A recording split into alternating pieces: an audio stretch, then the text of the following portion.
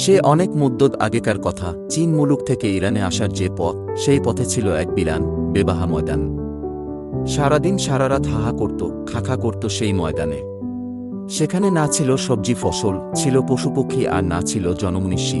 শুধু এক থুথুরে বুড়ি থাকত সেখানে, শুকনো গাছের বাকলের মতো বুড়ির চামড়া, শুকনো খসখসে এবড়ো থেবড়ো মাঠের মতো তার তোবড়ানো মুখ, আর তার চুল আর সনের দড়ির মতো ধবধবে সাদা। বুড়ি তাকাতে কুতকুতো করে, আর সেই চাউনি যে দেখত তার বুকের রক্ত যেত ঠান্ডা হিম হয়ে। সকলে তাকে ডাকতে ডাইনি বুড়ি বলে। ডাইনি বুড়ির 7 ছেলে। 7 ছেলেই জোয়ান মর্দ, ইয়া বর, বুকের ছাতি, মাথায় ঝাঁকড়া চুল, টকটকে লাল চোখ, আর যেন পাথরে খোদাই কাণ্ড শরীর।